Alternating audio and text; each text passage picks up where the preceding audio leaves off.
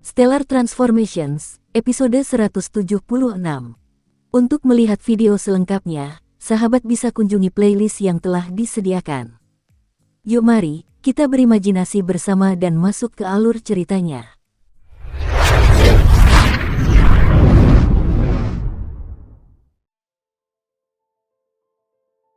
Qin Yu memegang menara hijau kecil di tangan kirinya, merasa bingung. Ia tidak tahu bagaimana cara menggunakan alam Jianglan ini. Bagaimana caramu menggunakan ini? Apa maksudmu dengan memanfaatkan sepenuhnya Jianglan's Realm ini? Tanya Qin Yu terus-menerus. Jangan terburu-buru, gunakan kontrak darah dulu. Paman Lan tersenyum penuh arti. Qin Yu tersipu malu dan menatap Paman Lan. Ia agak gugup. Ia bahkan lupa menerapkan kontrak darah yang semua orang tahu saat mencoba mengidentifikasi suatu benda. Namun, Paman Lan tahu Qin Yu sangat gugup saat ini. Menetes. Setetes darah merah tua mengalir dari jari Qin Yu ke permukaan menara hijau kecil itu. Dalam sedetik, setetes darah itu lenyap dari pandangan bagaikan setetes air di padang pasir yang luas. Di tempat yang sama tempat tetesan itu diserap, titik menara itu telah berubah menjadi merah muda, warnanya mulai menyatu menuju pusat menara. Warnanya tampak seperti setetes tinta cair yang diteteskan ke dalam gelas berisi air jernih. Setelah berkumpul di pusat, ia naik, bagaikan komet di langit malam, ke puncak menara. Setelah berkumpul di puncak, ujung menara tampak berubah menjadi merah. Ia memejamkan mata untuk berkonsentrasi. Di dalam hati Qin Yu, ia bisa merasakan aura alami menara hijau kecil ini. Beberapa saat kemudian, ada 3 kantong spasial. Qin Yu tiba-tiba membuka matanya, lalu berbalik menatap Paman Lan dengan heran. Paman Lan, alam Jianglan ini adalah benda suci penyimpanan spasial. Tapi, ada juga 3 kantong spasial terpisah di dalamnya. Paman Lan tersenyum penuh arti dan berkata, ya, benda ini memang benda ilahi divisi penyimpanan. Ketiga kantong penyimpanan spasialnya hampir tak terhingga besarnya. Paman Lan mungkin menjawab dengan cukup ringan, tetapi penjelasannya melumpuhkan Qin Yu. Qin Yu merasa tercengang dan kehilangan kata-kata. Setelah kontrak darah, Qin Yu juga dapat mengonfirmasi dan memperoleh informasi tentang alam Jianglan ini. Benar, menara itu berisi 3 kantong spasial yang berbeda. Di kantong spasial pertama, waktu di dalam terdistorsi dan lebih lambat daripada waktu di dunia luar dengan rasio 10:1. Jadi, jika 1 dekade dihabiskan di ruangan ini, maka di luarnya, di dunia luar, hanya 1 tahun yang berlalu. Dan, ruangan ini dipenuhi dengan energi yang kaya, sekitar 10 kali lebih tinggi daripada dunia luar. Di kantong spasial kedua, waktu juga lebih lambat dengan rasio 100:1. Jadi, jika 1 abad dihabiskan di ruangan ini, maka di luarnya, di dunia luar, hanya 1 tahun yang berlalu. Dan, energinya 100 kali lebih tinggi daripada di dunia luar. Di kantong spasial ketiga, waktu berada pada rasio 1000:1. 1 milenium di dalam sama dengan 1 tahun di luar, dan energi di dalam juga 1000 kali lebih tinggi daripada di luar. Wah, benda suci ini bahkan mengendalikan waktu di dalamnya. Bagaimana mungkin Qin Yu tidak terkejut? Xiao Yu, ada jebakan untuk energi di dalam menara ini. Energi itu tidak terbentuk secara alami di dalam, melainkan diserap dari dunia luar. Paman Lan menjelaskan, misalnya, ketika kamu berada di alam fana, kamu dapat menyerap energi spiritual yang terharmonisasi. Demikian pula, ketika kamu berada di alam abadi, alam iblis, dan alam iblis, kamu dapat menyerap energi elemental suci. TN, energi yang diharmonisasikan sama dengan energi suci kuno. Qin Yu mengangguk. Bagaimana mungkin ada energi tak terbatas di dalam 3 ruangan yang hampir tak terhingga besarnya ini? Lalu dari mana energi itu berasal? Pasti dari dunia luar. Qin Yu sudah menduganya. Kalau begitu, cobalah ruang pertama. Coba buka. Paman Lan tersenyum tipis. Oke. Pemuda itu mulai menyalurkan energi bintangnya dari inti surya di pusat dantian, sebuah ruang yang luas tak terhingga dengan energi terkonsentrasi. Ia mengarahkan energi murninya ke gerbang ruang pertama. Tak lama kemudian, energi murni dan panas memancar keluar dari tubuhnya. Namun lama-kelamaan, dia menoleh ke arah Paman Lan, wajahnya menampakkan ekspresi kecewa. Nak, untuk bisa membuka ruang pertama, kekuatan pribadimu setidaknya harus berada di level 5, hampir level 6 Dewa Emas. Paman Lan memberi instruksi. Qin Yu merasa sedikit terguncang. Untuk ruang kedua dan ketiga, kau akan tahu seberapa besar kekuatan yang kau butuhkan setelah kau mencapai persyaratan ruang sebelumnya. Perhatikan, hanya ketika kau bisa membuka ketiga ruang itu sepenuhnya, dan hanya pada saat itulah kau berhak melihat Lier. Paman berkata dengan sungguh-sungguh, wajahnya keras tanpa sedikit pun rasa simpati. Dari ekspresi Paman Lan, Qin Yu bisa merasakan tekanan yang luar biasa di pundaknya. Tekanan yang belum pernah terjadi sebelumnya. Agar ruang pertama bisa dibuka, ia membutuhkan setidaknya kekuatan seorang Dewa Emas level 5 hingga 6. Jelas, ruang kedua akan membutuhkan kekuatan yang jauh lebih besar, dan bagaimana dengan ruang ketiga, berapa banyak kekuatan yang ia butuhkan untuk ruang ketiga. Qin Yu merasa seperti sedang mengarungi kerumunan yang tak berujung, dan hatinya telah tenggelam ke dalam kolam tanpa dasar dengan sedikit cahaya. Paman Lan, katakan padaku, berapa tahun lagi aku harus menunggu? Berapa tahun lagi? Qin Yu memohon dengan nada putus asa yang sedikit tertahan. Paman Lan menenangkan Qin Yu agar pertanyaannya tidak muncul ke permukaan, lalu mendesah, jangan terlalu cemas. Berapa tahun lagi kau harus menunggu akan tergantung padamu. Tergantung seberapa cepat kau berlatih. Wajar saja, jika kau berlatih perlahan, waktu yang kau butuhkan untuk menunggu akan jauh lebih lama. Qin Yu tidak dapat menahan sedikit pun rasa getir muncul di hatinya yang berdebar-debar. Xiao Yu, nak, jalan pilihanmu cukup unik. Kusarankan kau lanjutkan jalan ini, lebih baik kau tidak mencoba-coba jalan abadi, iblis, dan iblis yang biasa-biasa saja. Paman Lan merasa berhutang budi pada sahabatnya itu. Jantung pemuda itu berdebar sedikit lebih keras, dia menatap Paman Lan dengan bingung. Pada waktunya nanti, nak, kau akan mengerti. Aku bahkan tak bisa membayangkan betapa dahsyatnya jalanmu nanti, dan betapa dalamnya kekuatanmu nanti. Dengan jalan praktisi yang baru dan metode latihan yang tak terbayangkan, kemampuan bertahan dan menyerangmu akan berbeda dari yang lain. Kau juga tahu tentang kemampuan orang lain, sementara mereka tidak tahu kemampuanmu. Di masa depan, ini akan menguntungkanmu dibandingkan lawanmu. Paman Lan berkata dengan tulus. Mata Qin Yu berbinar penuh pengertian. Baiklah, Xiao Yu, kau harus mengerahkan seluruh tenagamu untuk berlatih, tapi jangan terlalu terburu-buru. Terburu-buru itu sia-sia. Waktu manusia fana tak berarti apa-apa bagi keluargaku. Selama kau tidak menyerah, aku jamin tak seorang pun bisa memaksa Lier menikah. Jangan menyerah. Paman Lan berbicara lirih, suaranya nyaris seperti bisikan. Namun, bagi Qin Yu, itu sangat jelas bagaikan lonceng angin yang memecah kesunyian yang selalu ada.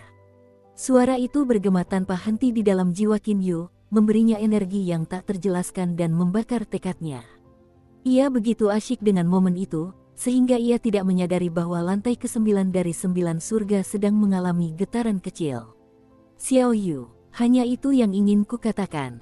Sudah waktunya aku pergi sekarang.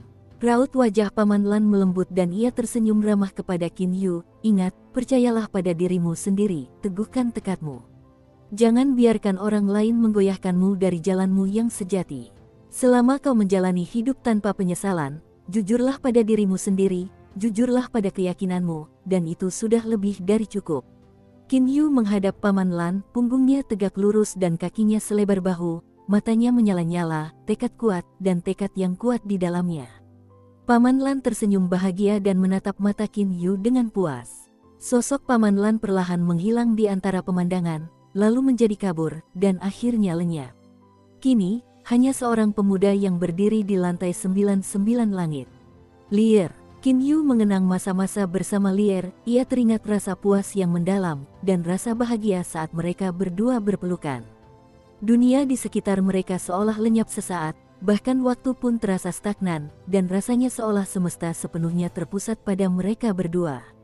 Dia tidak akan melupakan tahun-tahun singkat yang dihabiskannya bersama Lier, dan saat-saat di mana dia berdiri bersamanya. Tidak ada yang bisa menghentikanku. Tidak ada. Pemuda itu mendongak, menatap langit malam ilusi yang terlukis di langit-langit lantai 99 surga. Seolah-olah penglihatannya menembus jalinan realitas, menembus kehampaan, menembus alam abadi, alam iblis, dan alam iblis, dan langsung menuju wilayah rahasia itu, tempat misterius itu. Dan di tempat istimewa itu, tatapan seorang perempuan muda terarah ke bawah. Ia menatap ke bawah dengan tenang dan penuh kerinduan. Seolah kedua tatapan itu bertemu di titik tengah dan terjalin layaknya sepasang kekasih. Pulau Golden Woods, sesosok tubuh pemuda muncul entah dari mana beberapa meter dari pantai. Qin Yu telah dipindahkan dari alam Niyang. Bahkan sebelum Qin Yu tiba, dua orang, Men Gan dan Zhong Jue, menunggunya dari jarak yang cukup jauh. Keduanya ingin melihat orang yang datang lebih dulu dan orang yang sama yang memasuki lantai 9. Haha, saudara Qin Yu, memang kau yang datang lebih dulu. Men Gan tertawa terbahak-bahak dengan sedikit nada mengejek diri sendiri, sambil berjalan ke arah Qin Yu yang baru saja muncul. Ketika Qin Yu melirik keduanya yang mendekat, ia langsung tahu bahwa ia menghabiskan sebagian besar waktunya di lantai 9. Menghadapi keduanya, Qin Yu langsung tersenyum dan berkata, "Saudara Men Gan dan senior Zhong Jue. Berkat paman seperguruan saya bisa menjadi yang pertama. Ngomong-ngomong, tuan-tuan, tahukah Anda di mana paman seperguruan saya?" Begitu dia mengatakan itu, dia melirik ke empat arah, utara, selatan, timur, dan barat. Zhong Jue mengikuti tatapannya, dan berkata, "Sudah kuduga. Kau baru di tahap daceng, pasti Lan Feng lah yang membantumu melewati ujian itu. Karena kekuatan semua ruangan, setidaknya, lebih dari 10 tingkat di atasmu. Aku baru saja mengintai di sekitar sini, tapi aku tidak melihat saudara Lan Feng." "Zhong Jue, kau bisa berhenti melihat sekarang." Sebuah suara yang familiar terdengar di dekatnya. Nadanya masih sama acuh tak acuhnya. Zhong Jue dan Men Gan melihat ke arah datangnya suara itu dan menyaksikan pedang abadi Lan Feng terbang turun dari atas. "Paman muda," wajah Qin Yu berseri-seri. Lan Feng, sang dewa pedang yang tersenyum, berkata, "Keponakan Yu, karena kau menjadi yang pertama kali ini, kau pasti mendapatkan cukup banyak harta karun, ya. Pilihlah benda suci dan beberapa benda abadi kelas atas untuk dirimu sendiri." Mendengar ini, sepasang mata Men Gan dan Zhong Jue berbinar dengan sedikit keserakahan. Qin Yu tersenyum menunjukkan rasa terima kasihnya, tetapi kemudian menggelengkan kepalanya, "Tidak perlu, paman, kau harus tahu bahwa aku hampir mencapai kultivasi tahap daceng di mana aku bisa segera naik. Saat aku naik, kemungkinan besar aku hanya akan berada di lapisan terbawah alam abadi. Jika aku memiliki satu pun benda ilahi, kemungkinan besar aku akan diburu hingga punah." Lan Feng menjawab dengan ragu-ragu. "Paman bela diri, jangan khawatir, aku hanya butuh satu item immortal kelas atas, yaitu jubah perang. Silakan ambil sisanya." Dengan lambaian tangan yang berlebihan, banyak harta karun muncul di antara kedua sahabat bela diri itu. Di antaranya terdapat banyak item immortal kelas atas, bahkan termasuk gulungan ilahi, lukisan dewa yang hilang. Pandangan Men Gan langsung terfokus pada lukisan itu. Qin Yu sudah menyadari tatapan mereka, tetapi ia melakukannya hanya untuk mengurangi masalah yang tidak perlu di kemudian hari. Dengan keduanya sebagai saksi, orang lain juga akan segera tahu, dan ini akan membantu meyakinkan semua orang bahwa harta karun ini tidak ada padanya. Lan Feng tersenyum penuh pengertian dan menerima semua barang itu. Ketika Lan Feng menerima barang-barang ini, tentu saja, barang-barang itu dipindahkan ke Jade Immortal Mansion milik Qin Yu. Sambil menerima setiap barang, ia menerapkan kontrak darah. Nyatanya, setetes darah itu sebenarnya adalah darah Qin Yu. Seperti bumerang, semua barang itu kembali ke pemilik aslinya. Tetapi tentu saja, Men Gan dan Zhong Jue tidak mengetahui hal itu dan juga tidak dapat menentukannya. "Xiao Yu, mau pulang bareng aku? Ikut aku ketemu kakak bela diri?" tanya Lan Feng. Qin Yu menggelengkan kepalanya dengan menyesal dan menjawab, "Tidak. Sudah lama sekali, dan aku ingin kembali menemui keluargaku. Setelah itu, aku akan pergi menemui Paman Lan nanti."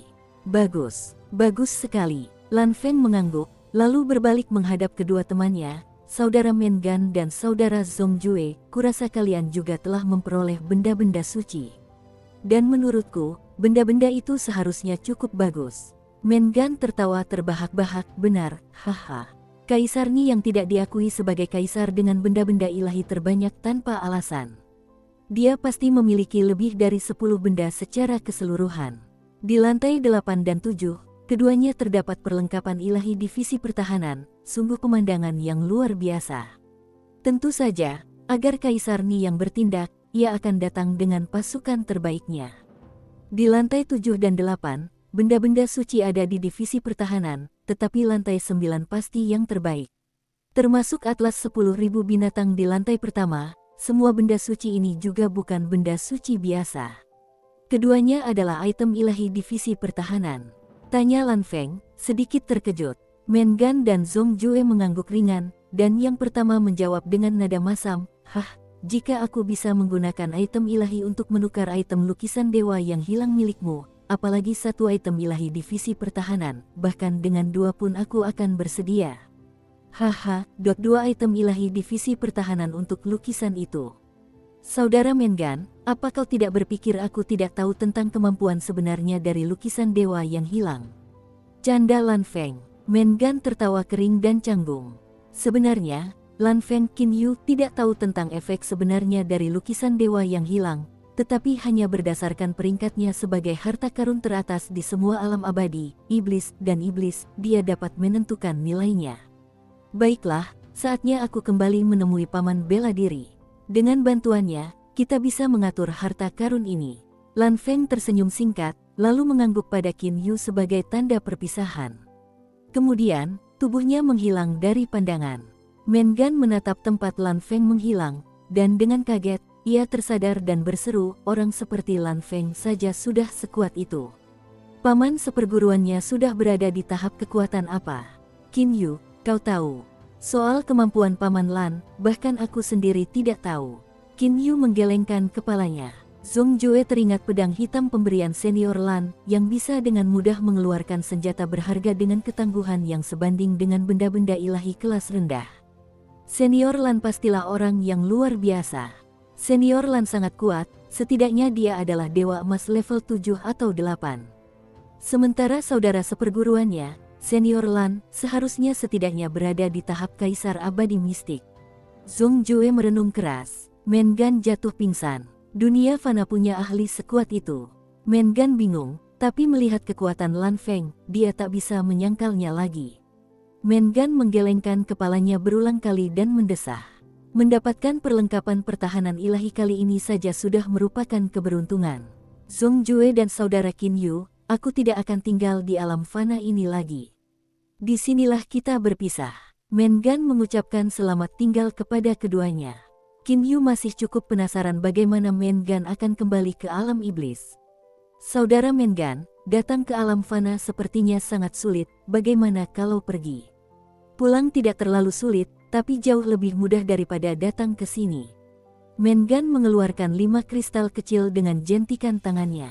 Meskipun warna kristalnya berbeda, Men Gan kemudian meletakkan kristal-kristal ini di tanah di sekeliling tubuhnya, sehingga melingkari dirinya. Sementara dia melakukannya, dengan tangan yang lain dia mengambil 5 jimat kertas lagi dan menempelkannya pada masing-masing kristal. Sizzle, sizzle. Ketika jimat itu menyentuh kristal, uap mengepul seperti air yang menetes di atas bara api. Energi ledakan meledak dari kelima kristal ini, lalu setiap kristal membentuk garis lei yang menghubungkan kristal-kristal di sebelahnya. Akhirnya, kelima kristal tersebut membentuk susunan melingkar di sekitar Men Gan. Saudara Qin Yu dan Zhong Jue, selamat tinggal. Saat kalian naik ke alam abadi, kalian bisa datang menemuiku di alam iblis. Men Gan tersenyum di balik cahaya lembut formasi tersebut. Selamat tinggal. Qin Yu dan Zhong Jue masih sedikit terkejut dengan pemandangan itu, tetapi berhasil mengucapkan selamat tinggal. Peng! Kelima kristal itu meledak, gelombang energi yang dahsyat dan mengerikan melonjak dari formasi tersebut. Gelombang energi yang mendominasi itu mengingatkan Qin Yu pada pria kurus berkulit hitam itu, Wulan, dari lantai 39 surga. Di ruang di atas Men Gan, saluran lain muncul dan menembakkan energi yang mengkhawatirkan ke bawah. Saluran itu terhubung dengan formasi, lalu, di sekeliling Men Gan ada jubah perang yang mengambang, lalu pada saat yang sama, dia menghilang, menuju terowongan atas. Tak lama kemudian, ruang tempat susunan itu berada kembali sunyi, kelima kristal itu hancur menjadi bubuk. Qin Yu dan Zhong Jue akhirnya tersadar kembali setelah menyaksikan pemandangan itu. Senior Zhong, Kau mungkin akan kembali ke samudra astral yang kacau, dan aku ke rumahku sendiri. Kita juga akan berpisah di sini, kata Qin Yu. Setelah mendapatkan benda suci ini, aku merasa akhirnya akan mencapai terobosan. Kira-kira 10 tahun lagi, aku akan naik ke alam iblis. Dalam 10 tahun ini, jika kau punya waktu, datanglah mengunjungiku. Baiklah, selamat tinggal. Zhong Jue tertawa. Ketika Qin Yu mendengar bahwa Zhong Jue, yang merupakan iblis lepas kesengsaraan ke-12, hendak menerobos menjadi Raja Iblis level 1, dia harus memberi selamat kepada Zhong Jue. Kemudian keduanya berpisah di Pulau Golden Woods, masing-masing menempuh jalannya sendiri.